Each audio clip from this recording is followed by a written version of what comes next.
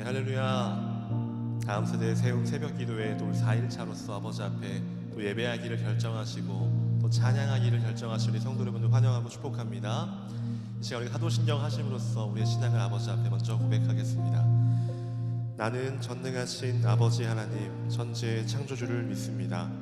나는 그의 유일하신 아들 우리 주 예수 그리스도를 믿습니다.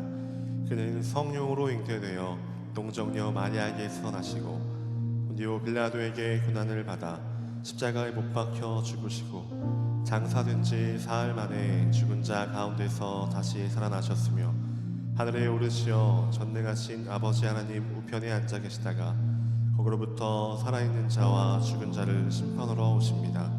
나는 성령을 믿으며 거룩한 공교회와 성도의 교제와 죄를 용서받는 것과 몸의 부활과 영생을 믿습니다. 아멘. 우리가 다시 예수 그리스도를 마주하게 될 때 여러분 하나님께 어떻게 인정받고 싶고 어떤 사람으로 또 기억되길 원하십니까? 이 시간 같이 찬양하며 나아갈 때 우리가 하나님 앞에서 또 기억되기 원하는 모습은 너가 거룩하기에 힘썼다, 너가 정말 내 앞에 신실하게 진실하게 나를 따라왔다라고 칭찬받는 우리가 되기를 소망하며 우리가 하나님 앞에 하나님 우리가 더 신실하고 진실하게 살아가게 하여 주십시오. 더 거룩한 마음을 품게 하여 주십시오라고 우리가 그것을 품고 기도하며 간구하며 같이 찬양하도록 하겠습니다.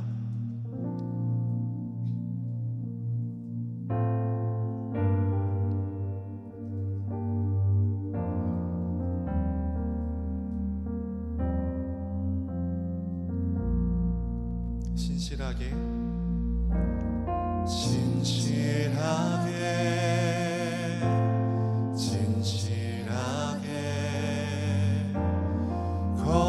거룩하게 살게 하소서. 진실하게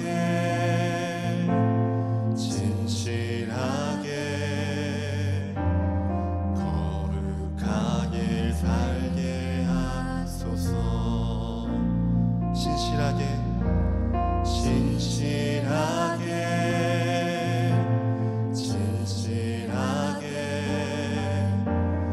거룩하게 살게 하소서. 진실하게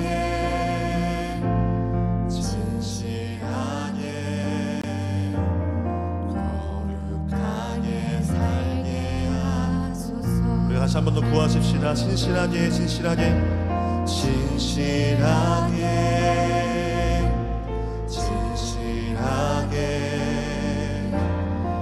거룩하게 살게 하소서.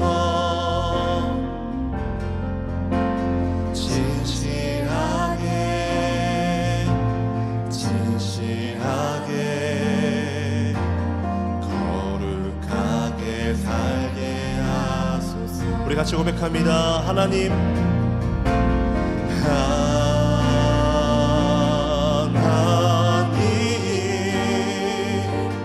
나의 마음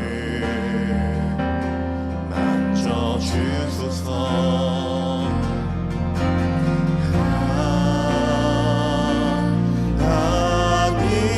하나님 나의 영혼 새롭게.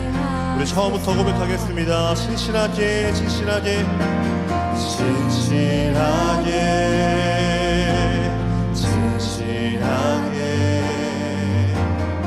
거룩하게 살게 하소서. 진실하게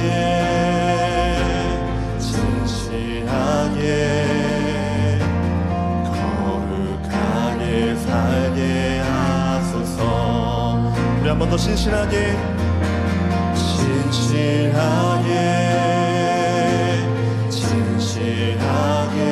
거룩하게 살게 하소서. 살게 하소서. 예 주님 진실하게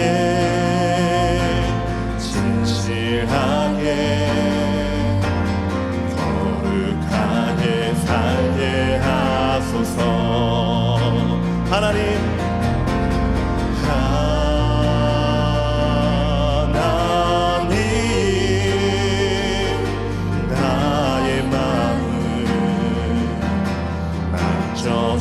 주소서.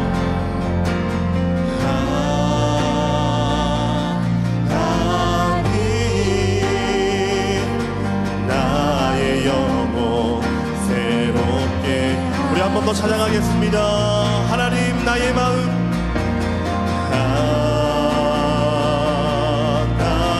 하나님 나의 마음 만져 주소서.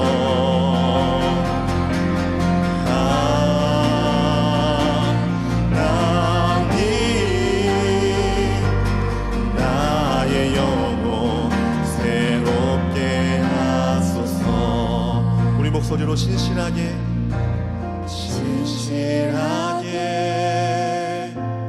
진실하게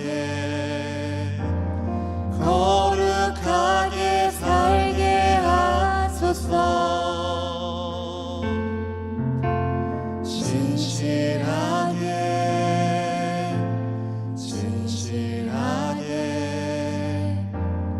거룩하게 살게 하소서. 우리 한 번 더 찬양하겠습니다. 신실하게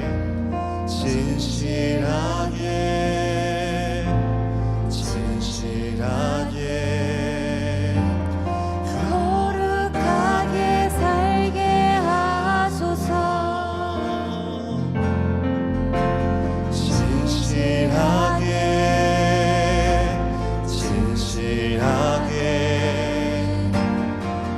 거룩하게 살게 하소서. 우리 같이 고백합니다. 하나님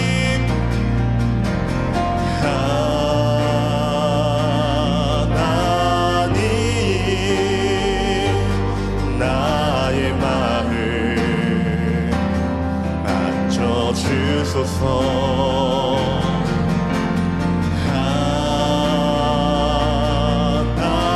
하나님 나의 영혼 새롭게 하소서. 하나님 나의 기도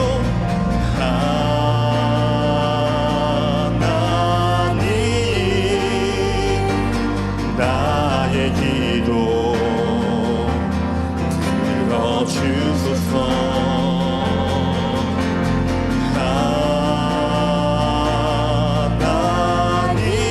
하나님 주의 길로 인도하소서. 우리 한 번 더 고백합니다. 하나님 나의 기도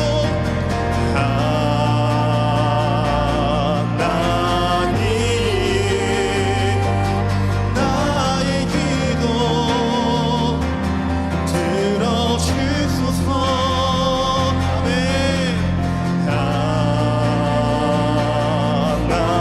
하나님 주의 길로 인도하소서. 거친 파도 날 향해 와도 주와 함께 날아오르리. 폭풍 가운데 나의 영혼 잠잠하게 주를 보. 우리 한 번 더 거친 파도 날 향해 와도 주와 함께 날아오르리. 폭풍 가운데 나의 영혼 잠잠하게 주를 보리라.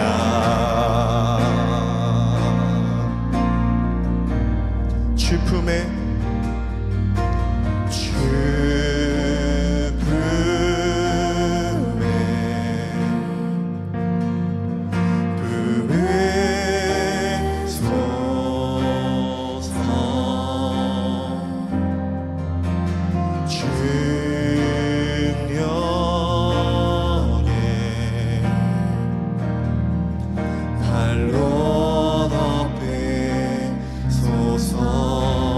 주님 안에 주님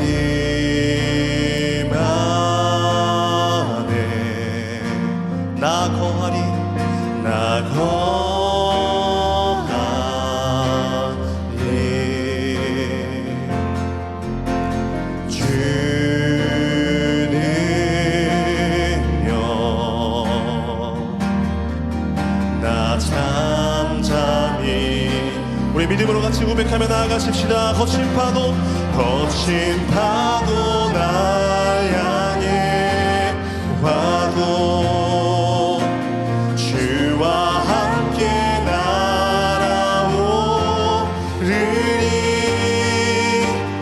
폭풍 가운데 나의 영혼 잠잠하게 주를 보. 우리 마지막으로 고백합니다. 거친 파도 날 향해 와도 주와 함께 날아오르리. 폭풍 가운데 나의 영혼 잠잠하게 주를 보.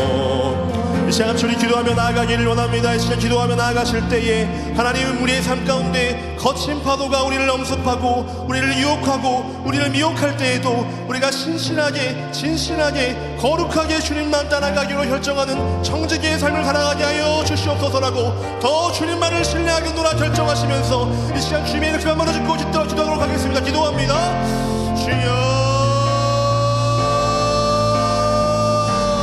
하나님 그렇습니다. 우리가 시간 주시 앞에 구하며 기도하기 원하는 것은 우리의 위기 가운데 우리의 어려움과 우리의 삶 가운데에서도 아버지 하나님과 더욱 동행하기를 결정하며 우리의 신실하게 거룩하게 주님을 닮아가기로 힘쓰며 주님만 쫓아가기를 결정한 우리의 삶의 결단이 일어나게 하여 주시옵소서. 그리스도인으로 부르시고 또 부모로 부르시고 주의 자녀로 부르신 아버지 하나님의 반응 앞에 그 부르심 앞에 우리가 반응하며 또 응답하며 나아가는 우리의 삶이 일어나게 하여 주시기를 원하고 바라오니 우리의 삶을 들어 우리의 고백을 들어 더 주님 기뻐하시는 고백으로 운행하여 주시기를 원하고 바랍니다. 주님, 오 주님,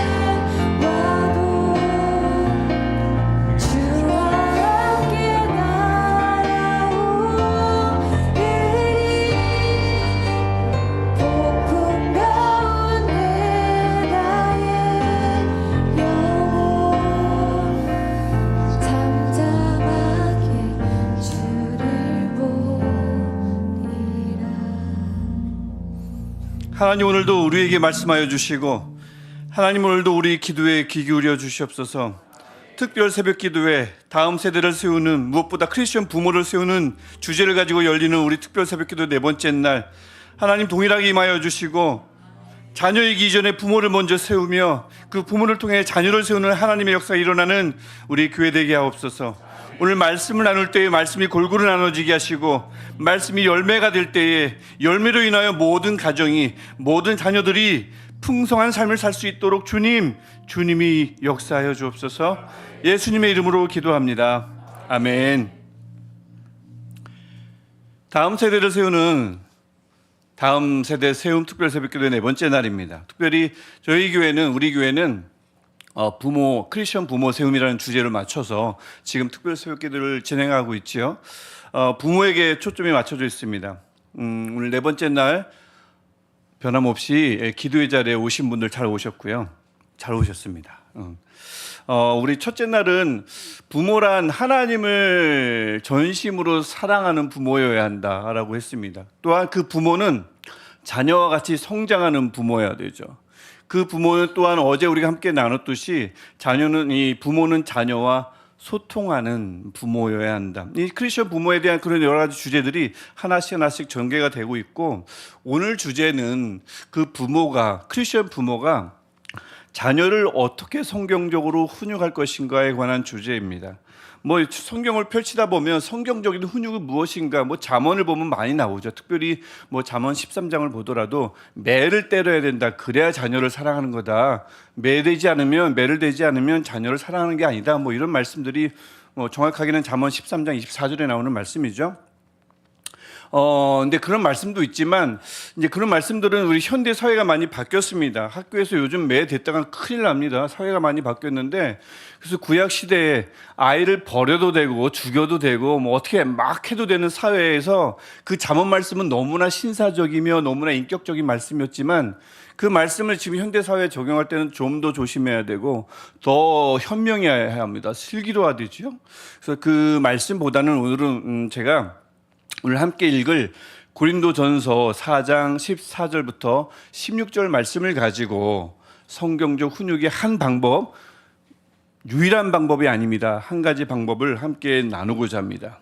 또 우리가 먼저 고리도전서가 아니라 고린도전서 4장 14절부터 16절, 고리도전서는 제가 나중에 한번 써볼게요. 고린도전서 4장 14절부터 16절 말씀 우리 함께 읽겠습니다. 시작. 내가 너희를 부끄럽게 하려고 이것을 쓰는 것이 아니라 오직 뭐지? 너희를 내 사랑하는 자녀같이 권하려 하는 것이라. 그리스도 안에서 일만 스승이 있으되 아버지는 많지 아니하니 그리스도 예수 안에서 내가 복음으로써 너희를 낳았습니다. 그러므로 내가 너희에게 권하노니 너희는 나를 본받는 자가 되라. 아멘. 저 설교를 좀 더 하기 전에 우리 끝나면 우리 첫 번째 불렀던 그 찬양 신실하게 진실하게 찬양했으면 좋겠습니다. 미리 알려드릴게요.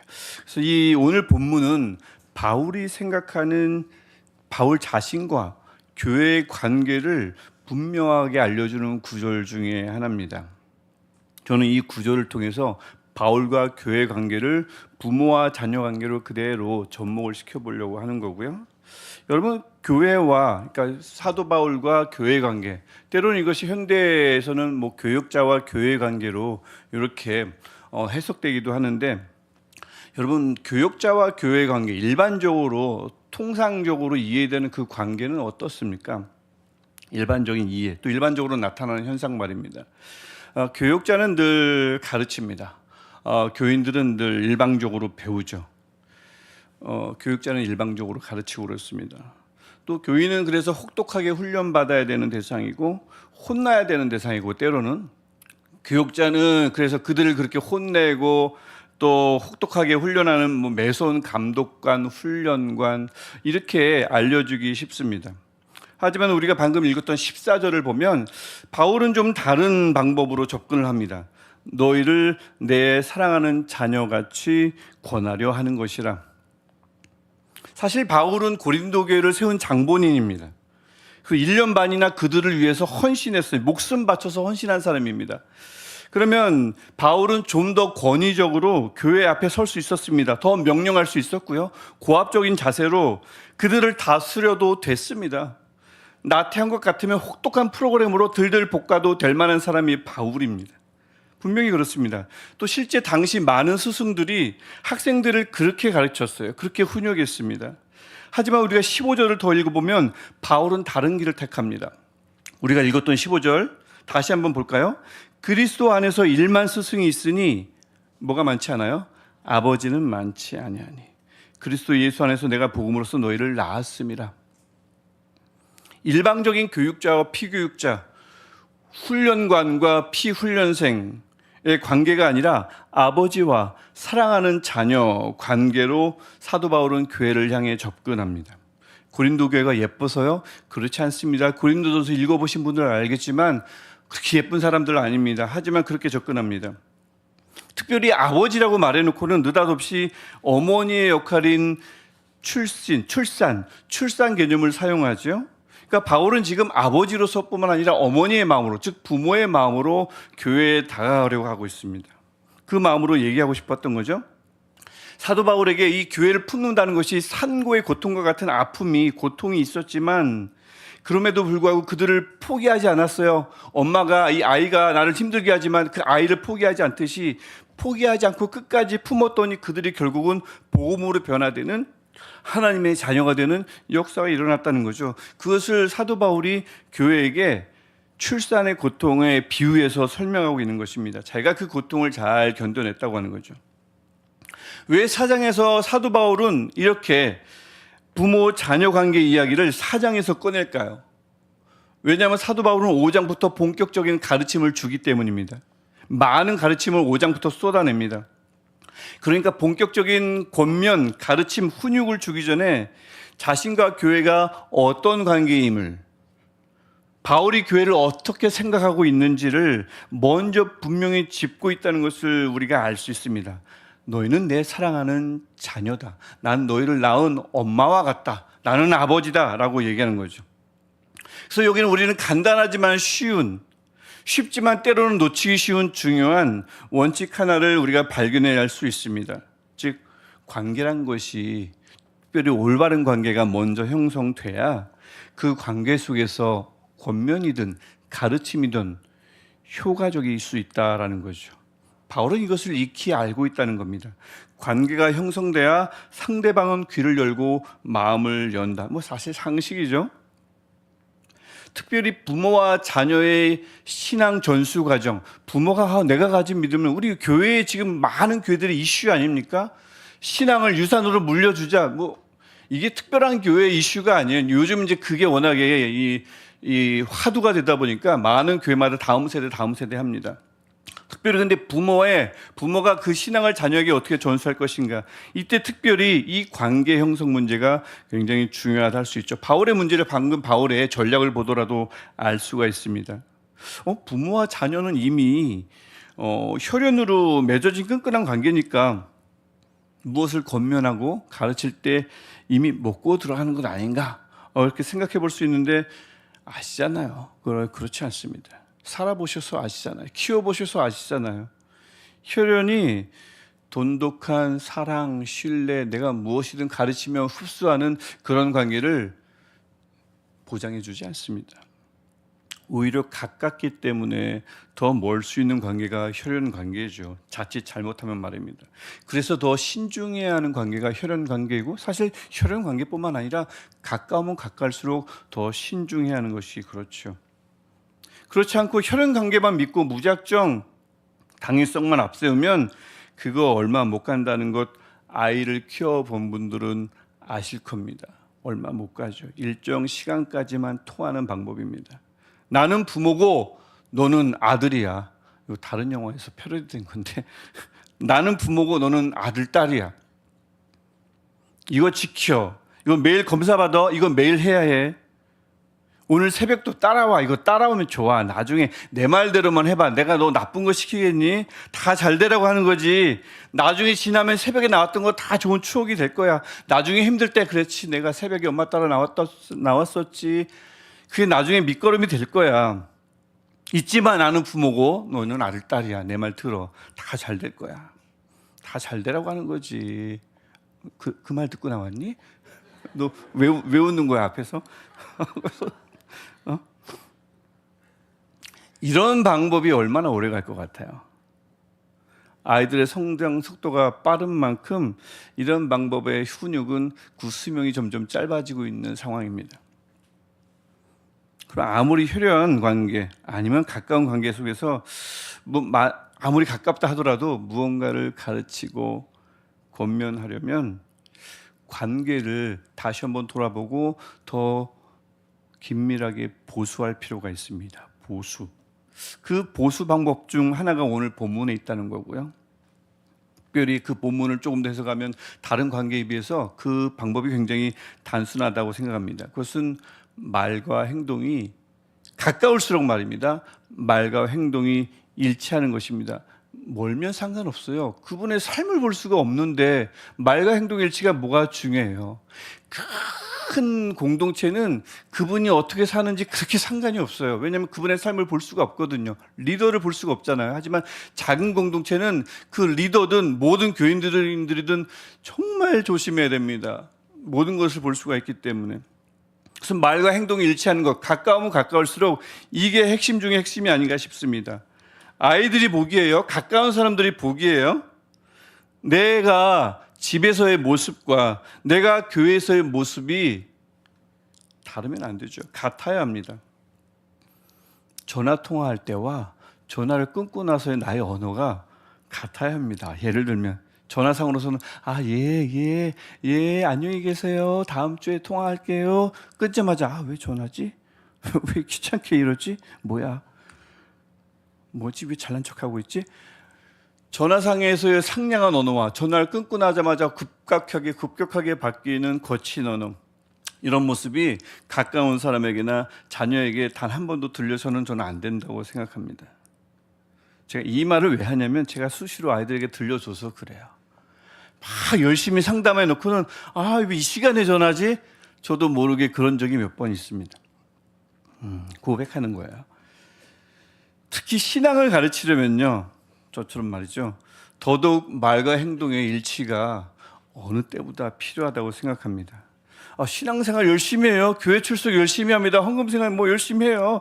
열심히 하는 부모가 실제 생활에서는 능력이 중요하다, 성적이 중요하다, 등수가 중요하다, 경쟁에서 승리해야지, 스펙 갖춰야 돼, 좋은 학교 들어가야 된다, 성공을 강조하면, 그래서 그것 때문에 늘 걱정하고, 그게 늘 기도 제목이고, 그것 때문에 조바심 내고, 그래서 아이들을 들들 볶으면 아이들이 무슨 이유로 하나님을 중시 여기겠어요? 아이들이 무슨 이유로 믿음을 중요시 여기겠습니까? 신앙은 무슨 말로만이잖아. 우리 아빠 엄마도 부모가 말하는 하나님, 부모가 말하는 신앙에 대해서 신뢰가 깨지고 시간이 지나고 그게 반복되면 부모에 대한 신뢰도 깨지겠죠. 아이들은 불완전하잖아요. 금방 깨집니다. 그래도 좀 나이가 들어야 나중에 이해해 주는 거죠. 또 막 신앙을 열심히 하는 부모가 하나님의 보호와 기쁨을 이야기하고 하나님의 평강 이야기하고 예수님의 희생을 운운하는데 이걸 늘 입에 달고 사는 건 맞는데 실제 일상에서는 수시로 쉽게 분노하고 쉽게 불안해하고 전혀 양보나 희생할 줄을 모르고 배타적이거나 이기적이고 그 행복을 가만히 보니까 아빠 엄마가 어디서 행복을 누리나 가만히 봤더니 소소한 소비로부터 행복에 물들어 있어, 얻는 행복에 물들어 있다면 아이들은 신앙의 가치나 그 필요성을 좀처럼 느끼기 어려울 겁니다. 신앙은 무슨, 또 역시 부모에 대한 신뢰가 깨지고 하나님에 대한 신뢰도 언젠간 땅에 떨어질 게 분명하죠. 자녀나 가까운 사람에게 신앙을 권하고 가르치고 또 무언가를 권면하려면, 그래서 이를 위해서 관계를 보수하려면 다른 것 아니죠. 주일에 일하지 않고 예배해도 하나님 덕분에 살 수 있다는 걸 보여줘야 됩니다. 지금까지 우리를 살린 건 스펙도 아니고 좋은 성적도 아니고 경쟁에서 승리했기 때문이 아니라 하나님 때문이었다고 수시로 이야기해 줘야 됩니다. 고난과 어려움을 짜증과 분노로 수시로 해결해 보려 하지 말고, 그런 것이 아닌 신앙으로 넉넉히 이겨내는 모습을 보여줘야지 아이들이 신앙의 중요성을 깨닫죠. 평안 이야기하는데 수시로 불안과 분노로 어려움을 대처하는 것을 보여주면 아이들이 굳이 왜 하나님을 찾겠습니까? 양보와 희생을 몸에 배게 한 체득한 하나님 중심의 삶을 꾸준히 살아감으로써 그것을 습관처럼 아이들에게 보여주어야, 꾸준히 유지해서 형성된 좋은 습관을, 아빠 엄마의 좋은 습관을 아이들에게 자꾸 보여줘야, 드러내야 아이들은 그 습관을 보고 하나님 신앙의 중요성, 신앙의 가치, 신앙이 가지고 있는 위대함을 느끼죠. 부모의 삶에 깊이 배어나오는 그 모습을 보고 나도 저 삶에, 저 신앙에 젖어들어야겠다, 스며들어야겠다. 그 아이들이 그것을 보고 나도 하나님께, 그분의 말씀에 한번 들어가 보아야겠다, 헌신해야겠다 라는 마음이 들지 않겠습니까? 바울 역시 말입니다. 고린도 교회와 자신이 그냥 무작정, 우리는 그냥 난 아버지고 너희는 아들이야, 무작정 이렇게 우겼겠습니까? 그랬을 리가 없죠. 마냥 우기면서 강요하면 이게 어떻게 통하겠어요? 분명 사도 바울은 자신이 있었을 겁니다. 나는 앞뒤가 다른 적이 없으며 말과 행동이 일치하지 않은 적이 없으며 하나님 중심의 삶을 살았으며 신앙으로 승리하는 삶을 한 번도 놓친 적이 없음을 사도 바울은 자신이 있었고 그 부분에 대해서 자신이 있었고 그들에게 꾸준히 변함없이 보여줬다는 생각이 있기 때문에 나는 아버지고 너희들은 아들이다 자녀라고 말할 수 있었을 겁니다. 그리고는 16절에서 그래서 이렇게 말할 수 있었을 거예요. 내가 너희를 권하노니 너희는 누구요? 나를 본받는 자가 되라. 말과 행동이 철저히 일치하지 않으면 이렇게 말할 수 없습니다. 뻔뻔하지 않은 이상 이렇게 말할 수 없죠. 그래서 제가 이런 말을 여러분들에게 못 드립니다. 제가 뻔뻔하지 않거든요. 저를 본받지 마십시오. 이렇게 말해야 되는데 그렇습니다. 여러분은 어떻습니까? 이 16절의 말씀을 자녀에게 자신 있게 말할 수 있습니까? 저는 이 안에서도 분명히 그렇게 할 수 있는 분이 있다고 생각해요. 한번 해보면 어떨까 싶습니다. 새벽이지만 아이의 이름을 앞에 놓는 거예요. 누구누구야, 너는 나를 본받는 자가 되라. 지금 한번 해보려고 그래요. 여러분이 지금 굳이 전 이제 아이 이름 부르기가 너무 커가지고 좀 그래요. 그러면 마음속에 품고 있는 누군가의 이름을 부르고요. 누구누구야, 너는 나를 본받는 자가 되라. 한 번만 해볼게요. 자, 이름 떠오르셨습니까? 한번 해보겠습니다. 시작.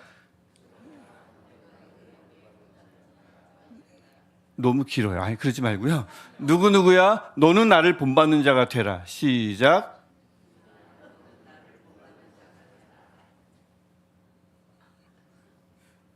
자녀 말고 한 명만 더 해볼까요? 우리 전도 대상자 있으면 그분의 이름 한 번만 불러보고 한 번만 더 해볼까요? 누구누구야, 시작. 은주야, 너는 나를 본받는 자가 되라.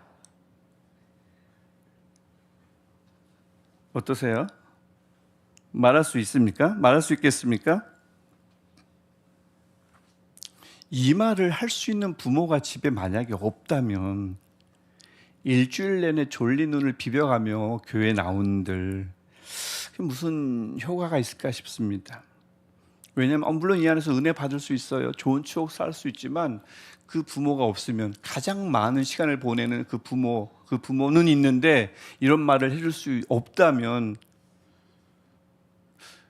졸린 눈을 비비며 이 이른 새벽 깨어서 아이들이 나온들 많은 것들을 귀에 들은들 그냥 좋은 추억만 쌓고 가는 것 아닐까요? 부모가 이 말을 자신 있게 해줄 수 있을 때, 그리고 그때 우기는 게 아니라, 그리고 그때 자녀가 부모를 보고 맞아, 신앙만큼은 맞아, 이 하나님을 섬기는 저 삶의 모습만큼은 내가 우리 아빠, 다른 사람이 아니라 우리 아빠, 엄마를 보고 배워야 해 라고 할 때 부모와 자녀 사이에 신뢰관계가 형성되어 있다는 뜻이라고 생각합니다. 그러면 그 부모는 무엇이든 제대로 가르치고 제대로 권면하고 제대로 전할 수 있다고 생각합니다. 그때 자녀들은 애정어린 충고든 신앙에 관한 권면이든 그 모든 것들을 진실한 부모의 사랑으로 받아들일 거라 믿습니다. 바울이 고린도 교회를 향해서 기대했던 것은 바로 이런 것이라고 생각하죠. 제가 지금 무슨 부모도로 그런 말 할 수 없으면 입도 뻥끗하지 마라 이런 말을 하는 게 아닙니다. 그건 불가능하죠. 해야죠. 할 수밖에 없습니다만, 하지만 가르침이 사랑과 신뢰관계보다 앞서서 좋을 건 하나도 없습니다. 그리고 그런 돈독한 관계가 상대방과, 자녀든 상대방과 견고히 형성되었는지를 알 수 있는 정말 중요한 단서는 너희는 나를 본받는 자가 되라 라고 말할 수 있는가의 여부입니다. 아이가, 상대방이, 내가 품고 있는 누군가가, 마음에 품고 있는 누군가가 그래, 나는 아빠 엄마를 보고, 나는 당신을 보고 당신을 믿어, 그리고 아빠 엄마 당신을 본받을 거야 라고 이 말할 거라는 확신이 있으면 그때 새벽에 일어나 가자는 권면도, 말씀 한번 읽어보자 라는 권면도, 우리 기도 한번 해보자 라는 권면도, 우리 교회 한번 나가볼까 라는 권면도 막힘없이 통할 줄 믿습니다. 가르침, 권면, 종용, 설득 이전에 사랑, 신뢰 관계를 먼저 보수할 필요가 있습니다. 어느 정도까지요? 너희는 나를 본받는 자가 되라 라고 말할 수 있을 때까지 말입니다. 오늘 이런 우리 모두가 됐으면 좋겠습니다. 이거 여러분들을 제가 지금 가르치려는 게 아니고 이 말씀은 저에게도 하는 말입니다. 오해하지 마세요. 저는 이 말을 어디 가나 할 수 있는데 여러분 못하죠가 아니라 저야말로 못하는 존재입니다. 그래서 이 말씀을 준비하면서 저에게 계속 이야기했고요. 저도 이 말씀의 정확한 대상이 됩니다. 저도 누군가에게 누구야 너는 나를 본받는 자가 되라 말할 수 있었으면 좋겠고 이것을 위해서 달려나가려고 합니다. 우리 같이 아까 얘기 드렸던 찬양 같이 우리 함께 하고, 하나님 이 말을 좀 더 자주 할 수 있게, 이 말을 할 수 있는 대상이 좀 넓어질 수 있게 나를 좀 우리 찬양의 고백처럼 나의 마음을 만져달라고 함께 찬양하고 우리 같이 기도했으면 좋겠습니다.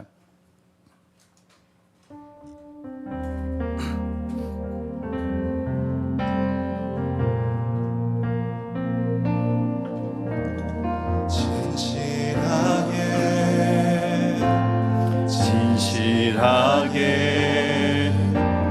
거룩하게 살게 하소서.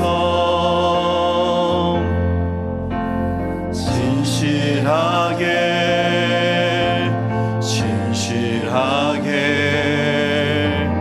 거룩하게 살게 하소서. 다시 한번 진실하게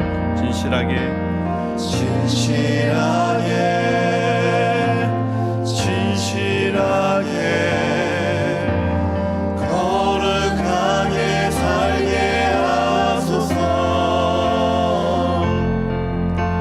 진실하게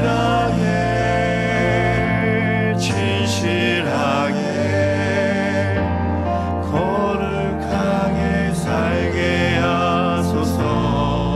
하나님 나의 마음 만져주셔서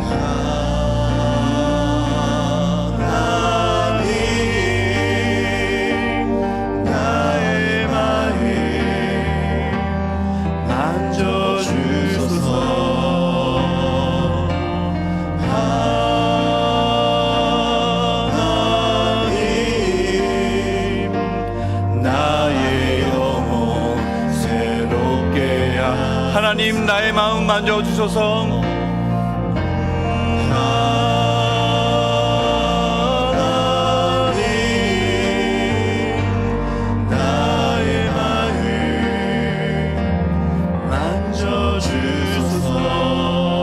하나님 나의 영혼 새롭게 하소서.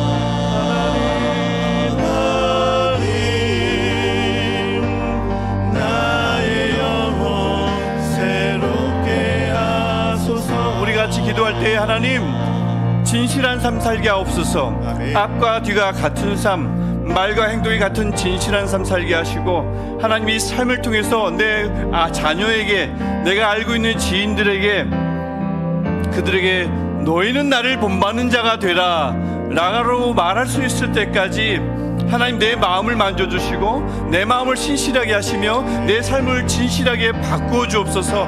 나의 힘으로는 부족합니다. 나를 만져주시고 내 영혼을 새롭게 하여 주셔서 나도 사도 바울처럼 말씀에 적힌 문자로만 남지 않고 나도 사도 바울처럼 이 고백을 내 삶 속에서 자녀에게 누군가에게 전할 수 있는 신실한 자, 진실한 자 되게 하옵소서. 이 마음 가지고 주님의 이름을 한 번 부르고 함께 한 목소리로 기도하겠습니다. 주여, 하나님 우리 마음을, 우리 삶을 하나님 살펴주시고, 아버지여 하나님이여 우리 마음을 빚어주옵소서. 하나님이여 우리의 말을 빚어주시고 우리의 행동을 빚어주시고, 하나님 주님이 빚어주시니 말과 행동이 같게 하옵소서.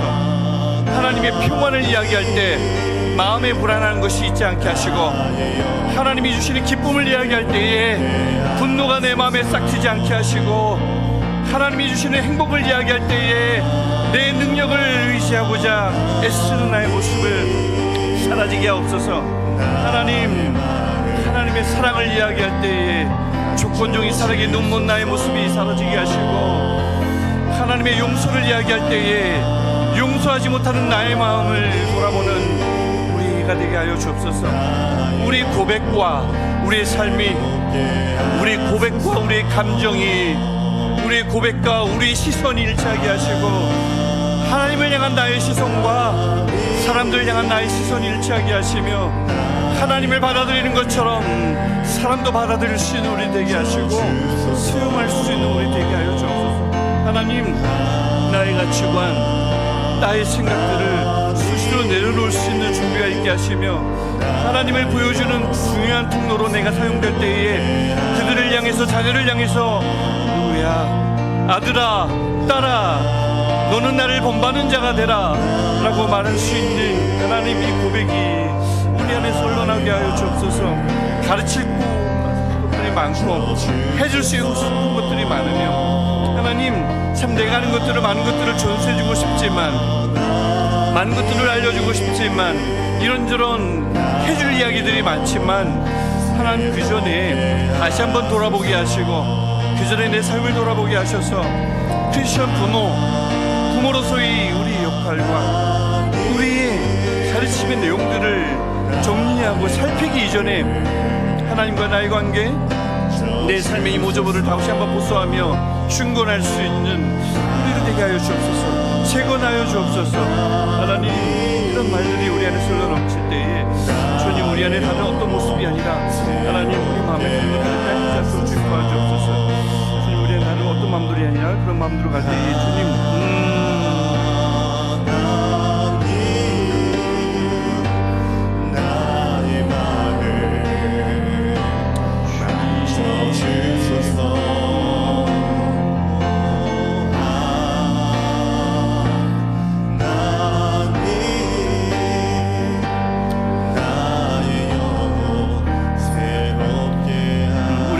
계속 기도할 때에 하나님의 보호를 이야기할 때에, 하나님의 평강을 이야기할 때에 우리 마음에서 나도 모르게 싹트는 불안한 마음과 우리 마음에서 생겨나는 좌절의 마음들이 동시에 발생하지 않도록 주님, 우리의 고백과 우리의 마음이 일치하게 하시고, 우리의 고백과 우리의 삶의 모습이 일치하게 하시고, 하나님을 바라보는 우리의 눈과 사람을 바라보는 우리의 눈이, 자녀를 바라보는 우리의 눈이 일치하게 하옵소서.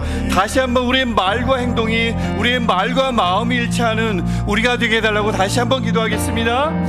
하나님, 우리를 다시 한번 돌아보게 하시고, 우리 고백들을 다시 한번 생각나게 하셔서 하나님을 사랑하며 하나님 앞에 내 삶을 내려놓으며 많은 것들을 내놓고 아버지 앞에 나아갈 때 주님, 그 내려놓은 것들을 다시 짊어지지 않도록 하시고, 내려놓았으면 내려놓은 것으로 만족하게 하시고, 나의 짐이 아니라 쉽고 가벼운 짐, 예수의 짐을 짊어지는 우리들 되게 하옵소서. 늘 내가 짊어지는 무거운 짐들, 내가 이루어내야 할 것만 같은 그런 마음들, 내가 가르치지 않으면 안 될 것만 같은 이런 마음들, 하나님께 맡기지 못하는 조바심,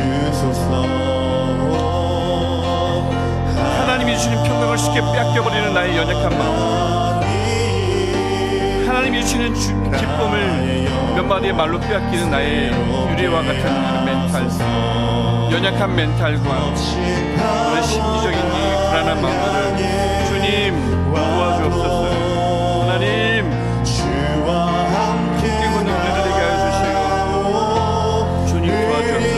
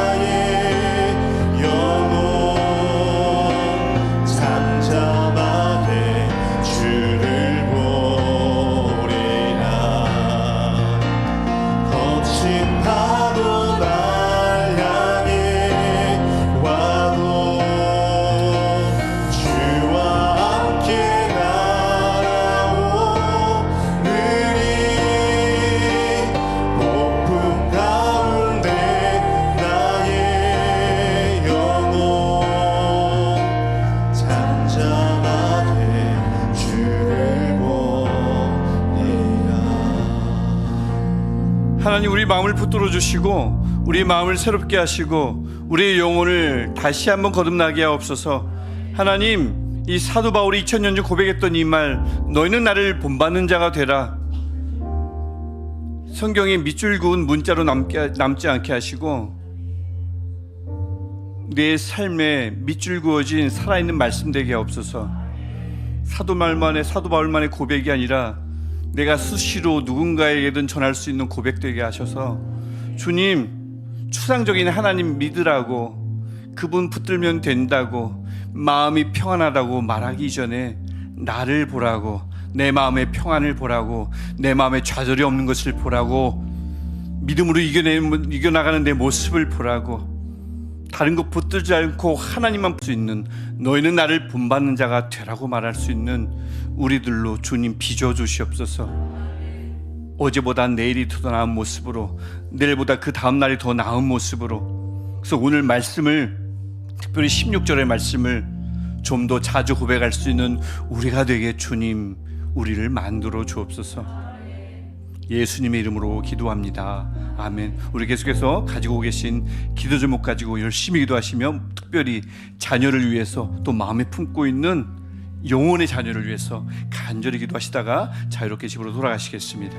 기도하시겠습니다. 하나님,